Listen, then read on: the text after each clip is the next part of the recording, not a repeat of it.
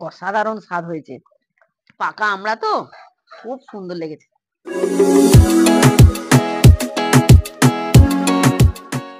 সর্বোচ্চ লেজ্জ পেয়েও যাই দিয়েই খাই। খাওয়ার শেষে মনে হয় একটু টক পেলে খাওয়াটা যেন তৃপ্তি হয়ে যায়। অনেক রকম হয়, কিন্তু আমি বানাবো আজকে বড় সাইজের খয়রা মাছ দিয়ে দেশি আমড়ার টক।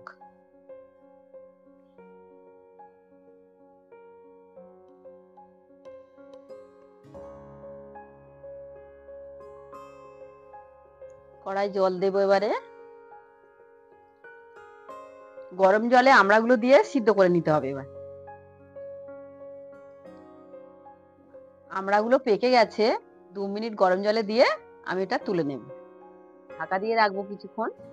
আমড়াটা সিদ্ধ হচ্ছে যতক্ষণ আমি বলে দেবো কি কি লাগছে। আমরা লঙ্কা দেব, হলুদ, আদা বাটা, গোটা সর্ষে, চন্দনী আর সর্ষে শিলে বেটে নিয়েছি, চিনি লাগবে অল্প, আর ধনে আর জিরের গুঁড়ো একসাথে করে রেখে দিয়েছি। এবার দেখে নেব আমড়াগুলো সিদ্ধ হয়ে গেছে কি। আমড়াগুলো সিদ্ধ হয়ে গেছে, তুলে নেব। এবারে সিদ্ধ আমড়াতে এবার ঠান্ডা জল দিয়ে চটকে আর এটা গ্রেভিটা বের করে নেব।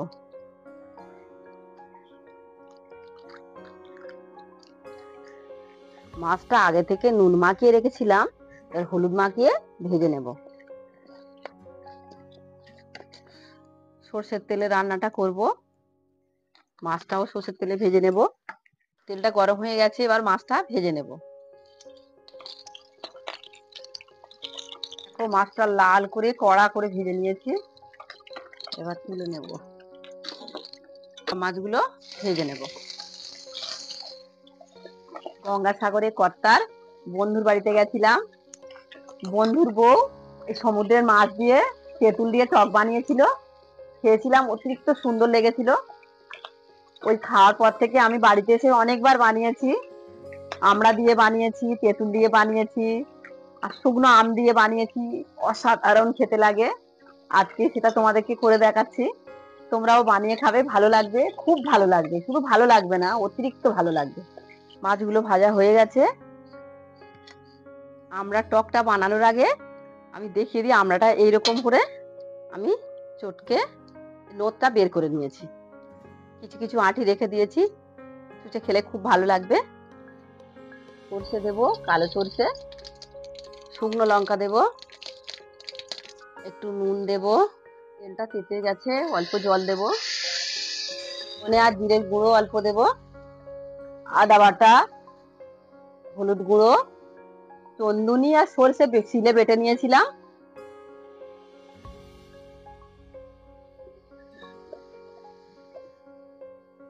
অল্প চিনি দেবো, একটু টকটক হবে, টকটক হলে ভালো লাগবে, অল্প চিনি দেব। আমড়াটা রেখে দিয়েছিলাম নোটটা বের করে, আমড়ার নোটটা দিয়ে দেবো এর মধ্যে,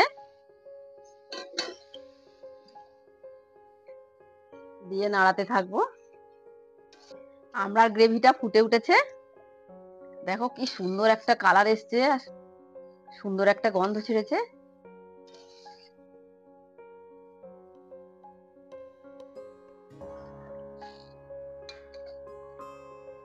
কি সুন্দর একটা কালার এসছে, গন্ধটাও।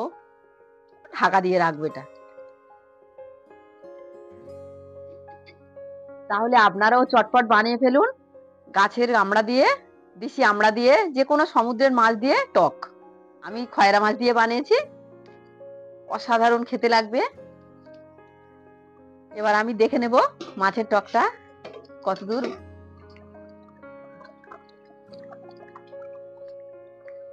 হয়ে গেছে। মাছের টকটা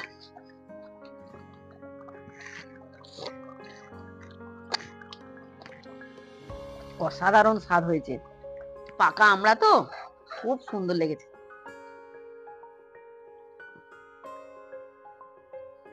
তাহলে আপনারাও বানিয়ে ফেলুন দেশি আমড়া দিয়ে যে কোনো সমুদ্রের মাছের টক।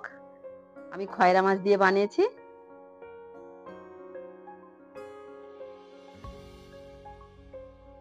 আজকের রান্না শেষ, আজকের মতো আসি, দেখা হচ্ছে নেক্সট ভিডিওতে।